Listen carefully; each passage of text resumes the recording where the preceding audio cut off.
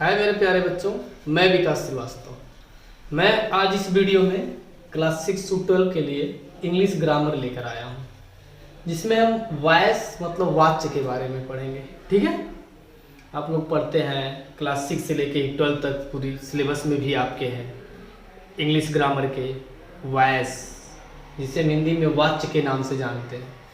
ये active voice, passive voice पढ़ते हैं ना। तो आज के इस वीडियो में इसी चीज़ को हम डिटेल के रूप में पढ़ेंगे, तथा नेक्स्ट वीडियो में भी जो भी 3, 4, 5, 6 वीडियो इसके बने, ये पूरा आपका फिनिश हो जाएगा।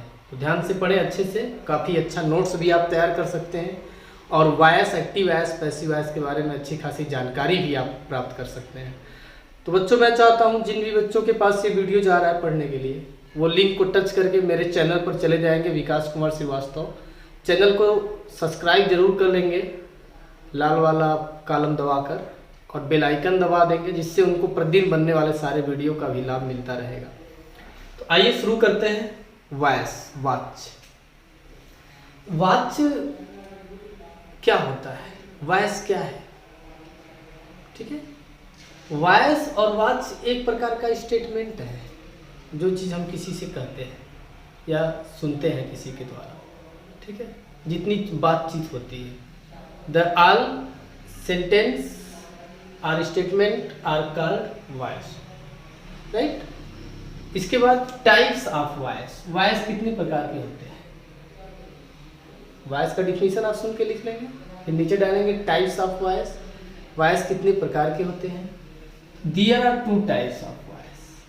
First is active and second is passive.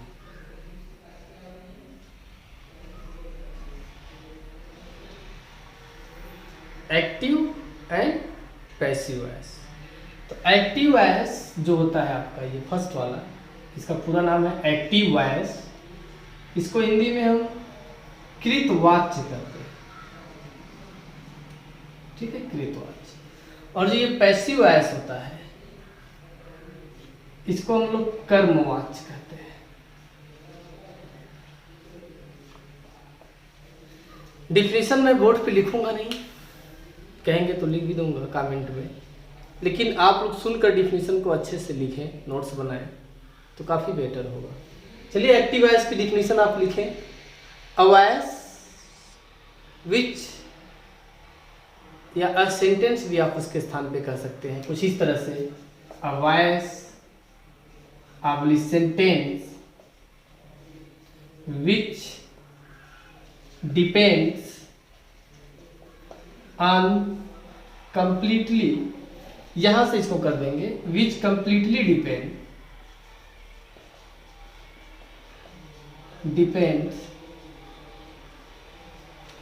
Depends on subject. जैसे बैंक में हम जाते हैं तो जिसके नाम से खाता है उसी के नाम से पैसा निकलेगा, वही पैसा उसी के अकाउंट से पैसा निकलेगा। तो किसी बैंक के किसी खाते से पैसा निकालना किस पर डिपेंड होता है? जिस व्यक्ति के नाम से खाता है वो चाहेगा तभी आप उसके अकाउंट से पैसा निकाल सकते हैं, ऐसे नहीं किसी के अकाउंट से कोई पैसा निकाल सकता है। ठीक है, तो उस पर डिपेंड होता है। तो उसी तरह कोई भी सेंटेंस ऐसा हो, ऐसा वॉइस या सेंटेंस जो पूरी तरह से किस पर डिपेंड हो? सब्जेक्ट पर। जब उस सब्जेक्ट पर डिपेंड होता है तो आपका एक्टिव वॉइस का वो डिफिनीशन होता है। तो डिफिनीशन किसका होता है? एक्टिव वॉइस का। वही लिखा गया है, ए वॉइस, एक कही हुई बात या वॉइस, आवाज, जो किस पर डिपेंड है? पूरी तरह से सब्जेक्ट पर। जैसे एग्जांपल में, Ram reads a novel. Ram पढ़ता है एक उपन्यास। तो उपन्यास का पढ़ना जो टोटल एक्शन है, ये एक्शन किस पर डिपेंड है? एक्शन मतलब काम, क्रिया। यहाँ वॉइस सेंटेंस एक्शन भी लिख सकते हैं, action which completely depend on subject. जैसे यहाँ जो काम है नावल का पढ़ना, वो किस पे डिपेंड है? राम पर। तो राम सब्जेक्ट है ना, राम सब्जेक्ट है। तो ये आपका एक्टिव वॉइस हो गया, क्योंकि इसमें सब्जेक्ट को प्रधानता दी गई। यदि राम रहेगा तभी सेंटेंस को पढ़ा जाएगा, वो नावल को तभी पढ़ा जाएगा। तो ये एक्टिव वॉइस हो गया। क्योंकि इसमें हमने राम को मतलब सब्जेक्ट को प्रधानता मुख्य माना है, तो ऐसे सेंटेंस को हम एक्टिव वॉइस कहते हैं। ठीक है, उसी तरह पैसिव वॉइस, दूसरा हेडिंग आप डालेंगे पैसिव वॉइस। इसकी डिफिनीशन क्या है?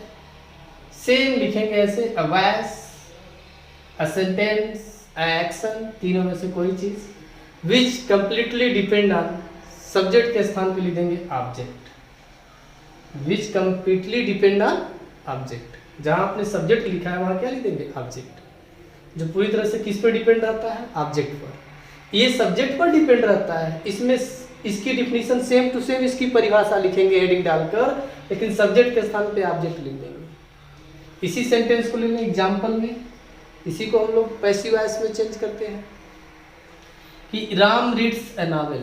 तो इसमें जो आपका ऑब्जेक्ट है ये कूद के पहले चला आता है, अ नॉवेल, अ नॉवेल पहले आ जाएगा। A novel is read by Ram. देखिए इसमें आपका ऑब्जेक्ट था ना नॉवेल, वो पहले आ गया और पूरा सेंटेंस उसी पे डिपेंड भी है, ऑब्जेक्ट पर ही पूरा सेंटेंस डिपेंड है।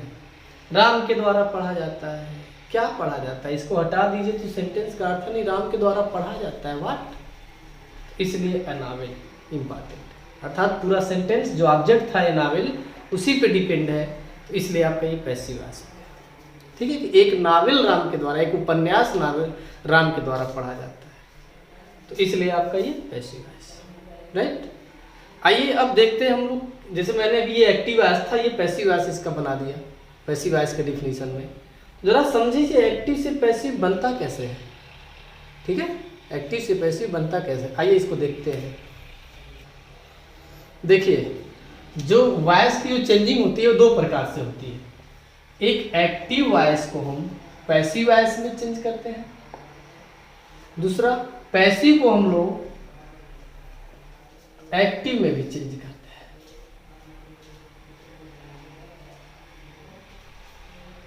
दोनों प्रकार की चेंजिंग होती है, एक एक्टिव से पैसिव भी बनाते हैं, एक पैसिव से एक्टिव भी बनाते हैं। बट ये पहला वीडियो है इंग्लिश ग्रामर का, तो हम लोग पहले वीडियो में स्टार्ट से सीखेंगे, मतलब एक्टिव से पैसिव का बनाना कैसे बनेगा। एक्टिव वॉइस से हम लोग पैसिव वॉइस का बनाना सीखेंगे। एक्टिव चेंजिंग ऑफ या एक्टिव टू पैसिव, ऐसे भी हेडिंग डालेंगे। लिखना चाहेंगे तो यहाँ लिखेंगे changing of active to passive, active से पैसिव का बदलना, ये रूल हम लोग को सीखना है। कैसे एक्टिव से पैसिव बन जाता है, नियम जानेंगे तभी तो बना पाएंगे। एग्जाम में आता है एक्टिव वॉइस, पैसिव आपका बनाना रहता है क्लास 6 से 12, और भी कंपटीशंस में भी आता है ये, सीटेट हो गया, यूपीटेट हो गया, बहुत सारे एग्जाम कॉम्पिटिटिव एग्जाम हैं, उसमें आपका ये आता है एक्टिव पैसिव वॉइस की चेंजिंग करने के लिए। तो कैसे आप करोगे, आपको आना चाहिए ना, यही अपना टॉपिक है एक्टिव से पैसिव कैसे बदला जाता है। ठीक है, इसके रूल्स होते हैं, रूल्स ये होते हैं आप जानो पहले। अगर एक्टिव वॉइस में आपका ही, रूल नंबर फर्स्ट मैं बता रहा हूँ, रूल नंबर फर्स्ट, अगर आपका एक्टिव वॉइस में ही आता है तो पैसिव वॉइस में हिम हो जाता है। अगर एक्टिव वॉइस में सी आता है तो पैसिव वॉइस में हर हो जाता है। अगर एक्टिव वॉइस में दे आता है तो पैसिव वॉइस में देम हो जाता है। अगर एक्टिव वॉइस में आई होता है तो मी हो जाता है। ठीक है, अगर यू आता है तो यू में आप कोई चेंजिंग नहीं करते, राइट। हु आता है WHO हु, तो हु को आप हमेशा बाई हुम में चेंज करते हैं। ईट आ जाता है तो ईट को आप ईट में ही रखते हैं। ठीक है, ये एक्टिव वॉइस से पैसिव वॉइस की चेंजिंग है। और भी चेंजिंग है जो आपको आगे मिलते रहेंगे। तो पहला रूल आप याद करो, अगर एक्टिव वॉइस में ही आया है तो पैसिव वॉइस में ही हो जाएगा, सी आया है तो हर हो जाएगा, दे आया है तो देम हो जाएगा, आई है तो मी हो जाएगा, यू है तो यू हो जाएगा। अगर ईट आया है तो ईट ही रहेगा, उसमें कोई चेंजिंग नहीं करते हैं। हु है तो बाई हुम हो जाएगा। एक्टिव से पैसिव के चेंजिंग के और भी रूल्स हैं। आइए रूल नंबर 2 को हम देखते हैं। ये पहला रूल था अभी आपका। दूसरा रूल देखें, रूल नंबर 2, एक्टिव से पैसिव बनाने के रूल नंबर 2 क्या होते हैं।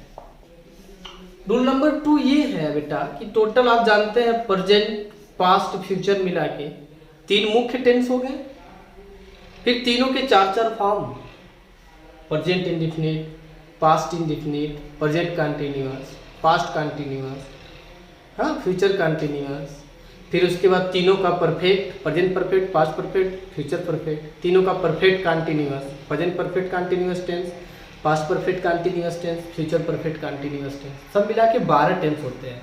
तो 12 टेंस के सेंटेंस को हम एक्टिव से पैसिव में नहीं चेंज करते हैं। 12 में टोटल 8 का ही होता है। तो किसका किसका होता है पहले हम ये जानें।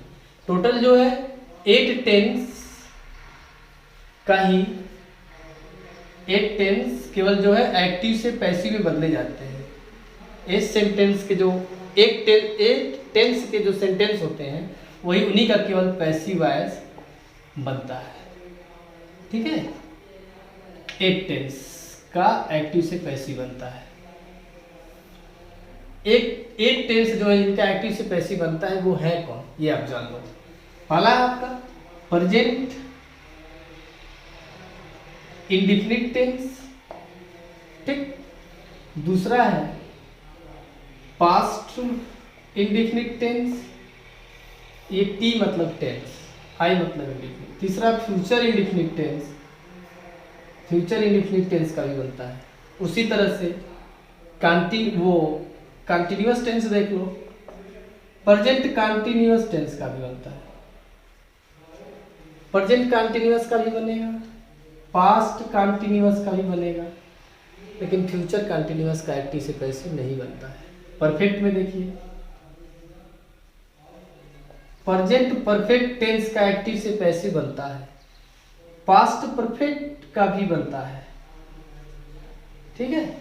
फ्यूचर परफेक्ट का भी एक्टिव से पैसिव बनता है, लेकिन किसी टेंस का परफेक्ट कंटिन्यूअस का एक्टिव से पैसिव नहीं बनता है। इस तरह से टोटल 8 टेंस का एक्टिव से पैसिव बनता है। किसका? प्रेजेंट पास्ट तीनों का इंडेफिनिट का, प्रेजेंट पास्ट फ्यूचर तीनों के परफेक्ट का, प्रेजेंट और पास्ट केवल दोनों के कंटिन्यूअस का बनता है, ठीक है। इनका फ्यूचर के कंटिन्यूअस का नहीं बनता। इस सेंटेंस को, इस टेंस के रूल को याद करना बहुत आसान है। वो कैसे? आइए मैं आपको शॉर्टकट की बताता हूँ। देखिए वो क्या है शॉर्टकट की। अगर आपके एक्टिव वॉइस में प्रेजेंट इंडेफिनिट टेंस का सब्जेक्ट आ गया, आई मीन वर्ब का फर्स्ट फॉर्म आ जाए या फिर डू या डज आ जाए, तब आप क्या करोगे? ये जो है आपका, ये एक्टिव वॉइस है, ये एक्टिव का, ये एक्टिव का, इसको आप जो चेंज कर रहे हैं इसको आप, ये पैसिव का है। बहुत ही अच्छी चीज है। ये लर्न करने के बजाय आप इसको लर्न कर लो, पूरा एक्टिव से पैसिव बनाना याद, यहाँ तक कि पैसिव से एक्टिव बनाना भी याद। सबसे अच्छा शॉर्टकट, ध्यान से इसको अपने माइंड में रखो, मजा आएगा एक्टिव से पैसिव पढ़ने में। और इस चीज के थ्रू हम इस चीज को भी समझ जाते हैं, ठीक है। क्या है इसमें, जो प्रेजेंट इंडेफिनिट टेंस है ना, वर्ब की first form do oblique does, तो उसको हम प्रेजेंट जब पैसिव बनाते हैं तो प्रेजेंट इंडेफिनिट के साथ हम प्रेजेंट कंटिन्यूअस की सहायक क्रिया लगा देते हैं, अर्थात इज आर एम लग जाता है। इज आर एम में चेंज कर देते हैं अगर ये आता है तो।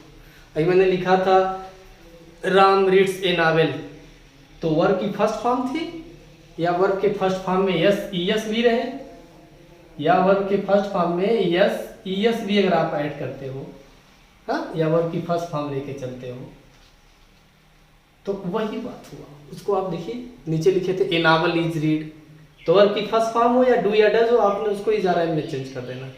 प्रेजेंट इंडेफिनिट टेंस को प्रेजेंट कंटिन्यूअस टेंस का हेल्पिंग वर्ब लगा देना है। और मान लो प्रेजेंट इंडेफिनिट के बाद प्रेजेंट कंटिन्यूअस आ जाए तो, अर्थात अगर एक्टिव वॉइस में आपको इज आर एम मिल जाए, इज आर एम, तो आप जब उसका पैसिव बनाएंगे तो आप इज आर एम लिखेंगे ही लिखेंगे, हाँ, इज आर एम, बस इसमें B E I N G being बढ़ा देंगे। उसी तरह से प्रेजेंट कंटिन्यूअस में क्या आता है, प्रेजेंट परफेक्ट में कौन सी हेल्पिंग वर्ब आती है? प्रेजेंट परफेक्ट में एक वचन के साथ हैज लगता है, बहुवचन के साथ हैव लगता है। लेकिन जब आप इसका एक्टिव से पैसिव बनाएंगे तो प्रेजेंट परफेक्ट कंटिन्यूअस का लगा देंगे हेल्पिंग वर्ब, मतलब हैज हैव लिखेंगे ही प्लस बीन को ऐड कर देंगे। इंडेफिनिट है तो कंटिन्यूअस, कंटिन्यूअस है तो बीइंग ऐड कर दीजिए, परफेक्ट है तो परफेक्ट कंटिन्यूअस।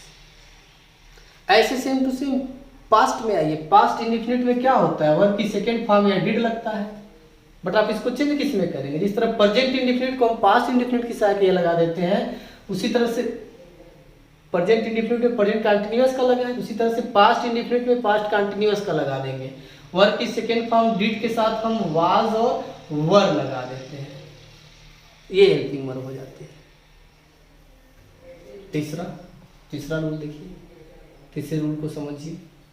तीसरा next rule, present in past indefinite के बाद पास्ट कंटिन्यूअस आएगा, वाज और वेयर, तो आप उसको वही हल वाज और वर लगाइए ही प्लस बीईआईएनजी बीइंग ऐड कर दीजिए। जैसे प्रेजेंट कंटिन्यूअस में था उसी तरह पास्ट कंटिन्यूअस, प्रेजेंट परफेक्ट में आते हैं, हैज हैव था तो बीन ऐड कर दिए, प्रेजेंट परफेक्ट कंटिन्यूअस की सहायक क्रिया।